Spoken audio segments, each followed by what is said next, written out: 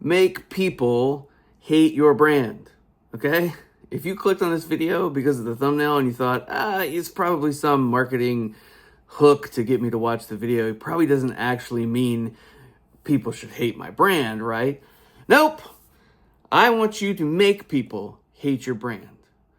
Why? Well, in this developing age of AI, right, which is vastly upon us and coming at us quickly, everything's going to be homogenized. Think about how many people are going to use AI to make their bland marketing messages even louder than they already are. And all the bland, neutral, vanilla noise is just going to keep churning. Okay? That's going to make it even harder for someone to stick out who refuses to stick out. And I want you to take a second to not consider me saying this, but to look at an example that I think is kind of iconic. You may have already seen it, but Miracle Whip, okay? The pseudo mayo sweet spread. You may know Miracle Whip, you may not. It may be a Southern thing. I don't know. I'm from the South and in America, and we know Miracle Whip very well. But they're a brand that basically, let's look at it this way. In 2011, they realized they were not doing well. They were irrelevant. And so they literally created a campaign polarizing the audience that they had between the people that loved them and the people that hated them. And Miracle Whip rightly knew you either love Miracle Whip or you hate it. And there's no in between, really. And they ran a campaign literally focusing on that, saying, do you hate us? They posted reviews and tweets and all kinds of things that were showcasing negative reviews. I hate this. I hate Miracle Whip. I am a mayo person, which, you know, people feel strongly about mayonnaise. What can you say? People feel strongly about lots of things, including probably, most likely, definitely your brand.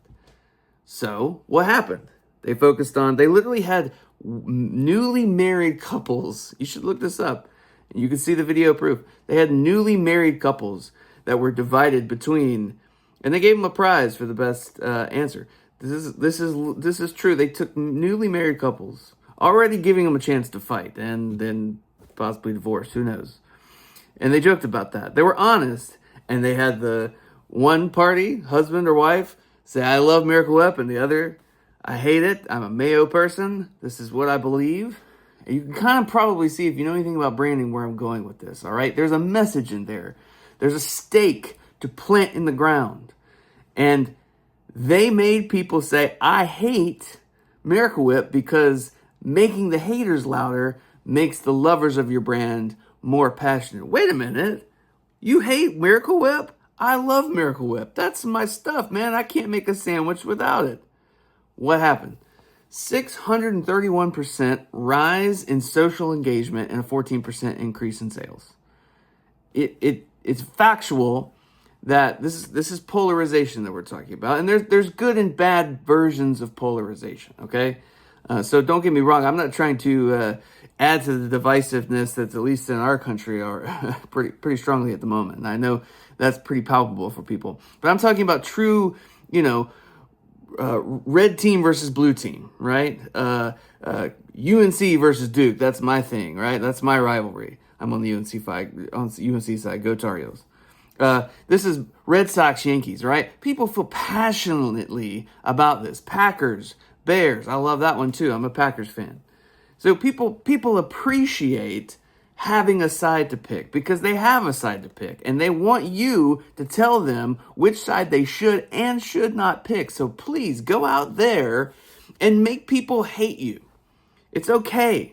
Don't be afraid of it. And I know that it's fear that keeps you from doing that. You're afraid of losing that. Well, what if we could appeal to this person a little bit and maybe they'll buy us and try us and blah, blah, blah. No, you want passionate fans. You don't want people who are easily able to overlook you. You want to polarize and set a flag because it means that you stand for something. So please stand for something. That is so important to your brand. Don't be afraid of it. Your choice is literally appeal to everyone and therefore connect with no one, or to polarize intentionally and build yourself a tribe. These people want to love you, and they need a reason to call that out. And you have every opportunity, especially right now, and you really need to right now, to call that out and give that to them. Treat your content like a campfire.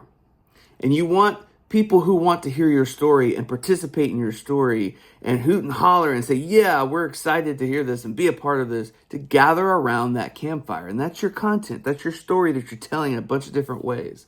And one really strong, useful, and clearly sales boosting way to do that is to polarize people and say, we are not for you.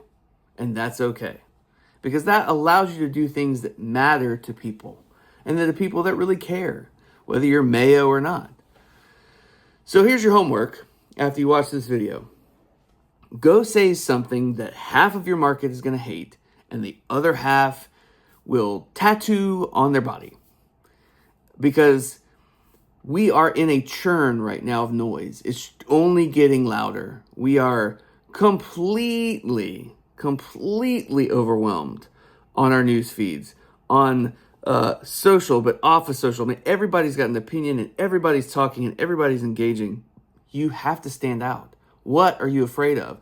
Because what I have found is the fear that drives you to not participate and not say who you really are and say what you really mean to say and say it boldly and proudly. That fear is based on, well, we don't want to alienate potential buyers. We don't want to miss out on potential sales. And by doing that, you are guaranteeing you are missing out on those sales. You are guaranteeing you are missing out on sustainable growth. So your fear is actually contributing to the thing that you are afraid of. So go be bold. How do you do it? Here's a quick way, little step-by-step way to do it. First, identify what you actually believe. Who are you as a brand? Why do you exist? You have to put that down somewhere. State it clearly and boldly, like as obvious and as blatant as you can. Heck, there's AI tools out there that will help you do this, okay? Or you could come talk to somebody like me. This is what I specialize in. I will help you find that. My light just went off. Oh, well. I need to charge my battery. The perils of doing content. So identify what you believe. State it really boldly. State it just plainly and clearly and just out there. Then, this is the big point, accept that some people are going to hate it. Accept that, because it's hard to accept. Say, I really love this thing. I made this thing. We made this brand. We made this business. We care about it a lot. Well, some people don't. And you know what? You need to accept that. You just need to be okay with it. And then double down. Keep doubling down. When you're criticized, say, yep, you're right. You're not for us. We're not for you. It's okay. Don't apologize. Just don't apologize. Be bold.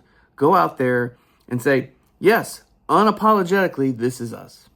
And finally, give your fans a reason and ways to defend you. Like, amplify their voice. Don't go out and fight every battle and defend yourself everywhere you can. Let your fans do that.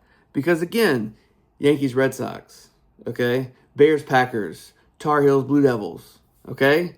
You want the Tar Heels to win. You are the Tar Heels. Be the Tar Heels. Beat Duke, okay? Go out there, be bold, and make people hate you, because you will grow that way in a sustainable way that will keep you around as a relevant brand forever. And if you want to talk more about this, I'll give you a free 30-minute chat with me. And I do this for a living, and I'm really good at it, and this is why I'm talking to you about it. I will do this for 30 minutes. Give me 30 minutes to talk with you, and I will point you and your brand in a better direction. And then I also offer workshops where we will actually put that together and those messages that really are going to stand out to your fans for you and give you a direction, something to actually implement. And then goes beyond there. I can also be on your team as your chief marketing officer to help you implement that. But this is the point. Go and plant a flag in the ground and don't be afraid when people don't follow. Make them hate you, because the people that love you will be amplified even more. Go grow. I believe in you. Talk soon.